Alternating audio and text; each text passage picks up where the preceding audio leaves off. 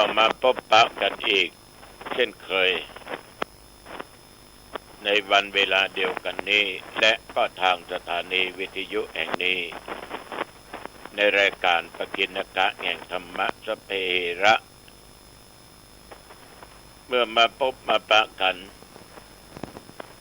ก่อนที่จะได้นำเอาเรื่องราวต่าง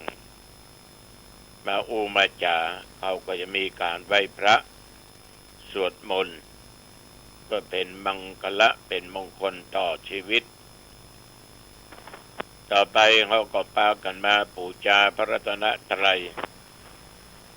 รัตนะคือแก้วไตรคือสามก็คือแก้วสามประการอันเป็นแก้วอันดีเลิศประเสริฐนักยิ่งกว่าแก้วในโลกล่านี้ก็ว่าเพชรนิลจินดาเงินทองอะไรอย่างก็ตามก็พระเจ้าแก้วสามดวงสามประการคือพระพุทธรัตนะพระธรรมรัตนะสังฆรัตนะฉะนั้นต่อไปนี้เอามาบูชาพระรัตนตรัยเนาะตั้งใจเน้ออรหังสัมมาสัมพุทโธภควาพระผู้มีพระภาคเจ้าเป็นพระอรหันต์ดับเพลิงกิเลสเพลิงทุกข์สิ้นเชิงตรัสรู้ชอบได้โดยพระองค์เองพุทธังภวันตังอภิวาเทมิข้าพเจ้าอภิวาทพระผู้มีพระภาคเจ้าผู้รู้ผู้ตื่นผู้เบิกบานกราบพระพุทธสวากขาโตภควตาธัมโมพระธรรมเป็นธรรมที่พระผู้มีพระภาคเจ้าตรัสไว้ดีแล้วธัมมังนัมสสามิข้าพเจ้านมัสการพระธรรมกราบพระธรรมสุปฏิปันโนภควโตสาวกสังโฆพระสงฆ์สาวกของพระผู้มีพระภาคเจ้าปฏิบัติดีแล้วสังฆังนามามิข้าพเจ้านอบน้อมพระสงฆ์กราบพระสงฆ์นะโมตัสสะภะคะวะโต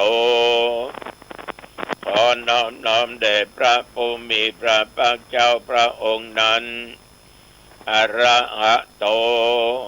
ซึ่งเป็นผู้ไกลจากกิเลสสัมมาสัมพุทธัสสะตรัสรู้ชอบได้โดยพระองค์เองนะโมตัสสะภะคะวะโตขอน้อมแด่พระผู้มีพระภาคเจ้าพระองค์นั้นอรหะโตซึ่งเป็นผู้ไกลจากกิเลสสัมมาสัมพุทธัสสะตรัสรู้ชอบได้โดยพระองค์เองนะโมตัสสะภะคะวะโตขอน้อมแด่พระผู้มีพระภาคเจ้าพระองค์นั้นอรหะโตซึ่งเป็นผู้ไกลจากกิเลสสัมมาสัมพุทธัสสะตรัสรู้ชอบได้โดยพระองค์เองพุทธังสรณังคัจฉามิธัมมังสรณังคัจฉามิสังฆังสรณังคัจฉามิตุติยัมปิพุทธังสรณังคัจฉามิตุติยัมปิธัมมังสรณังคัจฉามิตุติยัมปิสังฆังสรณังคัจฉามิตติยัมปิพุทธังสรณังคัจฉามิตติยัมปิธัมมังสรณังคัจฉามิตติยัมปิสังฆังสรณังคัจฉามิ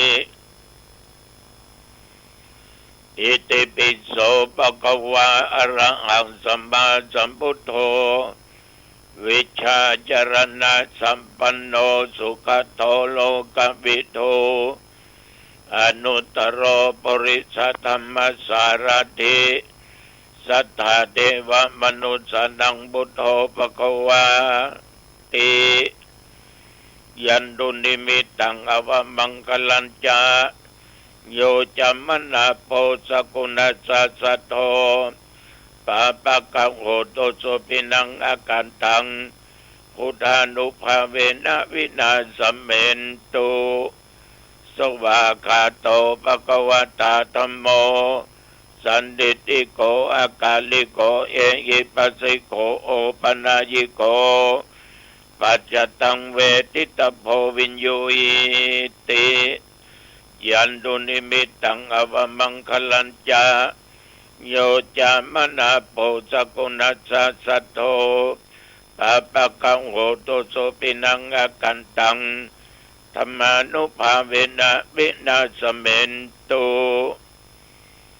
สุปฏิปันโนภะคะวะโตสาวกสังโฆ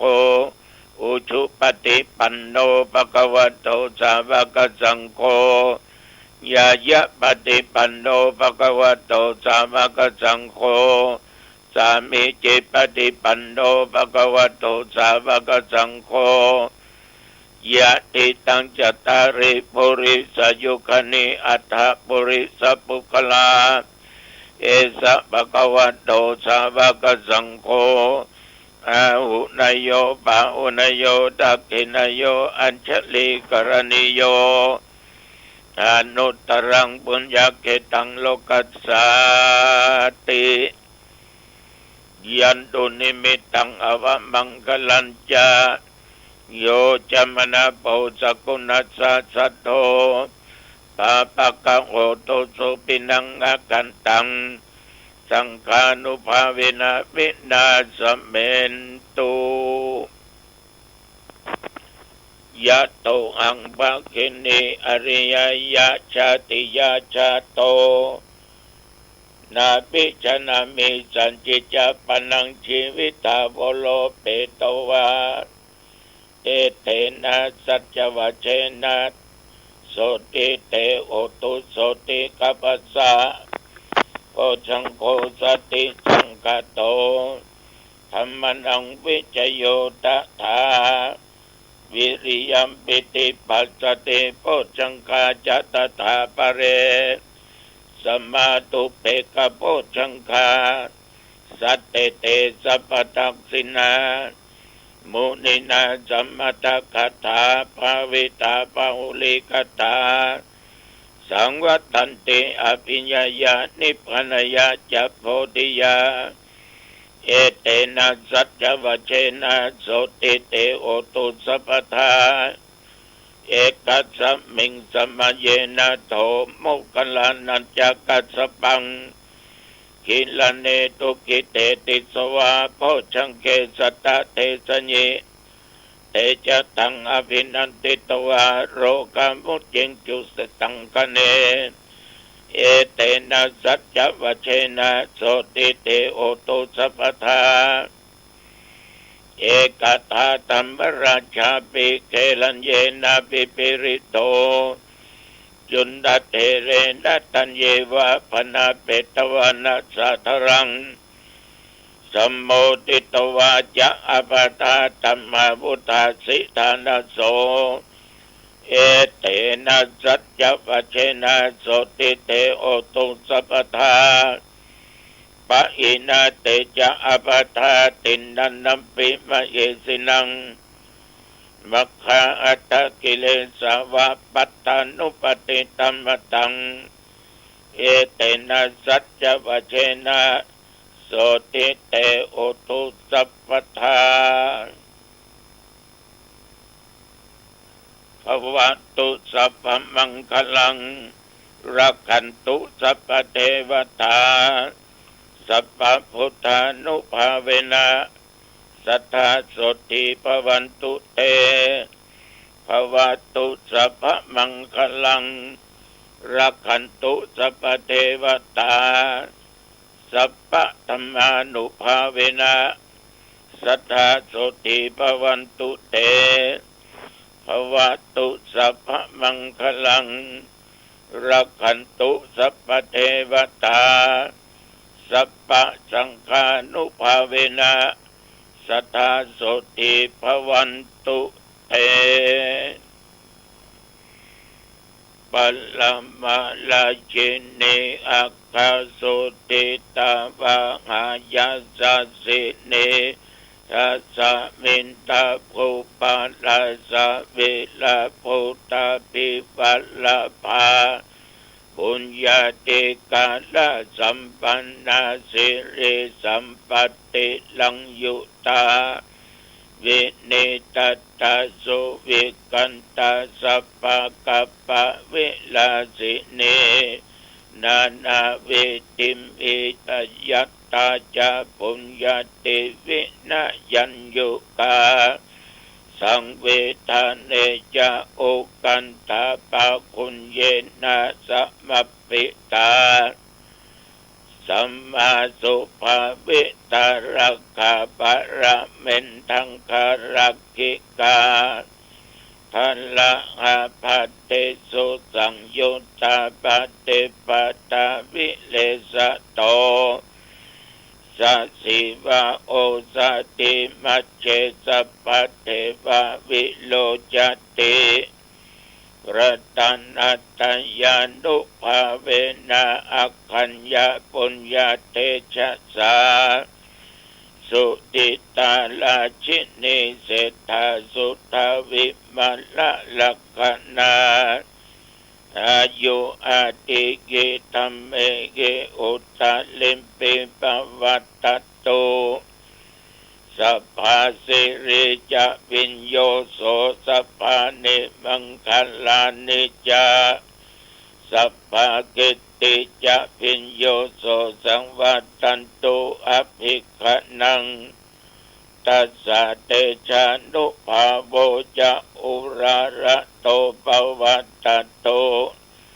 สัพเพมหิติกาเทวะอภิปาเลนตุนังสัทธา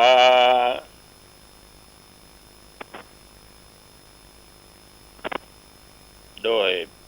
บทอุทธานุภาพธรรมานุภาพสังฆานุภาพบทสาธยายมนต์อันศักดิ์สิทธิ์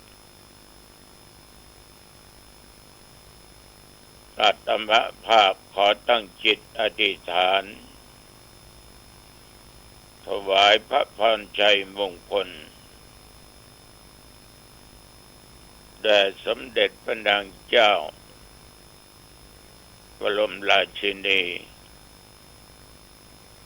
ขอให้พระองค์นั้นทรงมีพระสุขภาพปรมัยอันแข็งแรงยิ่งยืนนานมีพระเกษมสำราญทรงมีพระชนมายุยิ่งยืนนานได้120 พระพรรษายิ่งขึ้นไปอาตมาภาพขอถวายพระพร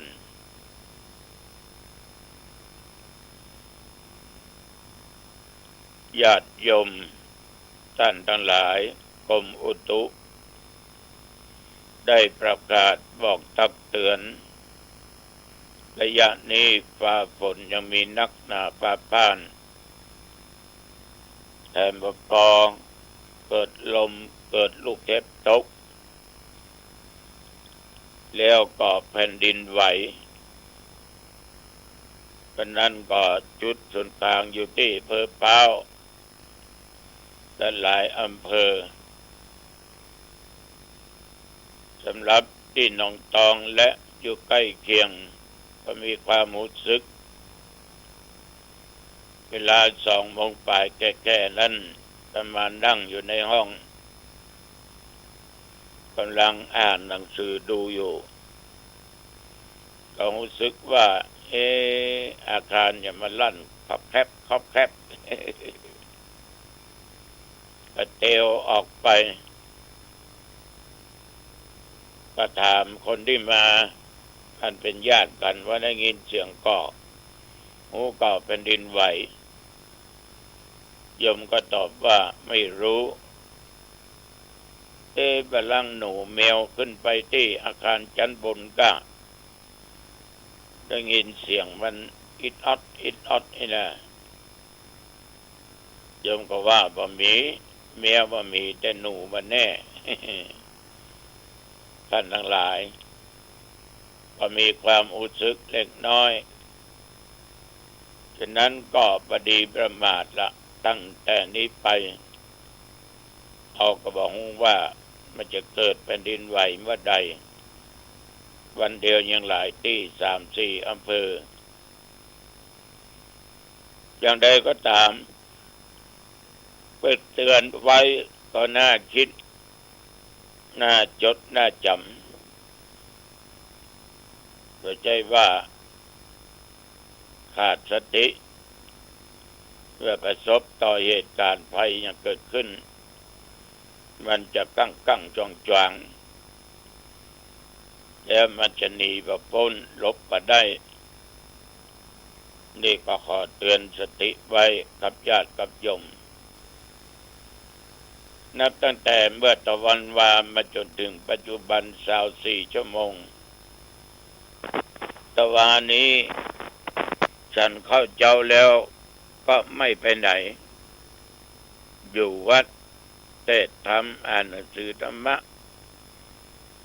พูดจากับญาติกับโยมบันซื้อต่ำส้มบะโอมาถวายโอ้ลำดีลง ก็กินกับข้าวกับอย่างก็เหมาะกับลำดีฉันเข้าตอนแล้วก็ไปที่ไหนอยู่วัดเช่นเดียวกันจนมาอุสึก2 โมงปลายแผ่นดินไหวศรัทธาญาติโยมจนค่ำก็เตียวไปเตียวมาแล้วก็ส่งน้ำอาบน้ำแล้วก็พักผ่อนชื่อมันพักผ่อนแต่ก็ต้องเอาหนังสือเอาอย่างมาอ่านมาทบทวนในความรู้ของตัวเองแต่วันนี้กลางวันอุณหภูมิ34ปัจจุบันประเดี๋ยวนี้17 องศาก็พอดีอากาศบ่ร้อนและบ่หนาวจนเกินไปชีวิตอยู่ด้วยความบัดตั้งอยู่ในความประมาทเป็นสิ่งอันเลิศอันประเสริฐท่านทั้งหลายเอาผ่านมาวันและคืนผ่านไปในชีวิตก็เห็นหูอีกหลายอย่างหลายประการบันดังที่ได้นำเอานิมิตคือกำฝันที่พุทธองค์ทรงทำนายทายทักไว้ปัญญาประเสนที่ได้นิมิตหันว่ามีชนคนหนึ่งกำลังนั่งหุงข้าวอยู่แต่ข้าวที่หุงในหม้อนั้นมันมีใบเดียวหม้อใบเดียวกันนั้นบางส่วนก็สุกบางส่วนก็ดิบบางส่วนก็เปียกแฉะบางส่วนก็ไม่เขาปนกันไปมีตึงบะสุกมีตึงดิบอยู่เปียกอยู่ไม่อยู่เหตุการณ์จะเป็นจะใดองค์สมเด็จพระสัมมาสัมพุทธเจ้าพระองค์ได้ทำนายบอกไว้ว่าในการภายหน้านั้นขนบธรรมเนียมประเพณีอันดีงามที่เขาเคยปฏิบัติกันมานั้นมันจะมีการเกิดการเปลี่ยนแปลงไปในทางที่ไม่ค่อยดีบ้านหน่วยงานราชการประชาชน เท่าแก่หนุ่มกำจายิงตลอดถึงสมณะจีพราหมณ์คณะบดีจะประพฤติจะตั้งอยู่ในหลักศีลกินอยู่ในธรรมรักษาสัจจะวาจาแม้แต่เทพาอารักษ์ก็ตั้งอยู่ในคุณธรรมที่ดีที่งามมันก็จึงทำให้เหตุการณ์เปลี่ยนแปลงไปต่างๆฝนฟ้าประตกถูกต้องตามฤดูกาลเนี่ยมันมาคิดดูญาติโยมบางครั้งฤดูมันแต่ยังตกบางเตื้อหนาวสั่นย่องก็เดี๋ยวฝนตกลงมามันบัดแน่บัดนอนบางที่ก็แห้งแล้งทำการเกษตรปลูกบะเต้าบะแตงปลูกพืชพันธุ์ต่างๆบ่ได้ดอกออกผลธัญญาหารเกิดความเสียหายหรือบางเตื้อก็มานั่งท่าฝนตกเตื้อก็ตกลงมานักจนเป็นน้ำนองน้ำหลากท่วมเอาสิ่งเหล่านั้นทำให้ไร่นาบ้านหอกเอือนจมอยู่ดังที่ปรากฏผ่านมาหลายเตื้อญาติโยมได้เป็นพุทธทำนายแก้กรรมฝันของพญาอีกอย่างหนึ่งพญาเจ้าบ้านเจ้าเมืองได้ฝันว่ามีชายชราหรือว่าคนเฒ่าคนหนึ่งนำเอาแก่นจันทร์อันหอมมีราคาถึง100,000 บาทไปแลกเอาน้ำนมโคมาดื่มมากินซึ่งดูคล้ายกับว่าเป็นคนมีจิตใจไม่ค่อยสมประกอบแต่น่าอัศจรรย์ใจยิ่งนักคำฝันนี้จะเป็นจะใดองค์สมเด็จสัมมาสัมพุทธเจ้าก็ได้ทำนายไว้ว่าในภายหน้าเดือนนี้ 2,500 กว่าปีแล้วหรอกพระภิกษุหรือนักบวชเนี่ยก็จะเป็นอรชีก็มีความละอายต่อบาปต่อกรรมต่อความชั่วโลภแล้วก็อยากได้ปัจจัยทั้งสี่นั้นเลี้ยงชีพเพื่อสุขสบายโดยประคิดถึงศีลถึงธรรมบ่มีความเพียรพยายามปฏิบัติเพื่อหลุดพ้นจากทุกข์บรรลุถึงพระนิพพานจึงได้ประพฤติผิดไปจากพระธรรมวินัยด้วยการนำเอาหลักธรรมคำสอนของพุทธศาสนาไปแลกกับวัตถุลาภสักการะเพื่อประทังชีวิตอยู่โดยแบบคำนึงถึงความเสื่อมเสียที่จะเกิดขึ้นแก่พระพุทธศาสนาอีกประการหนึ่งนั้นพญาประสิทธิโกศลได้ฝันว่าน้ำเต้าที่เคยลอยอยู่บนน้ำกลับจมลงน้ำไปถือว่าเป็นเรื่องที่แปลกประหลาดที่ปรากฏอยู่ในนิมิตคือคำฝันพระพุทธเจ้าของเราก็ตัดทำนายว่าคนและสัตว์จะถึงความวิบัติเพราะเพศภัยต่างๆที่จะเกิดขึ้นคือคนที่เห็นบัณฑิตจะถูกเหยียดหยามกดขี่หมดอำนาจวาสนาเรียกว่าคนดีจะอยู่บ่ได้คนหูจะอยู่บ่ได้คนร้ายจะบังคับจะกดขี่คนอธพาลจะได้รับการยกย่องมีอำนาจบริหารบ้านบริหารเมืองคือเอาคนเดียวเนอะตอนนี้นะข่มเหงเบียดเบียนคนที่มีคุณธรรมก็ได้รับ ความทุกข์ความเดือดร้อนอยู่ภายใต้อำนาจของตัวเองหมู่นี้มันเป็นอันธพาลก็จึงทำให้คนชั่วทั้งหลายเหล่านี้ญาติโยมอยู่ในสังคมได้อย่างสุขสำราญเพราะอยู่ด้วยการที่เรียกว่าข่มเหงเต็งเต็กมีความสุขไปวันหน้าแต่คนดีๆที่มีความมีศีลมีธรรมมีความซื่อสัตย์ดำรงชีพอยู่ก็อยู่ได้ยาก และลำบากมากดังที่เราเคยอู้กันว่าคนดีอยู่บ่ได้คนที่อยู่ได้คือคนบ่ดีมีอิทธิพลมีเงินมีทองกดโกง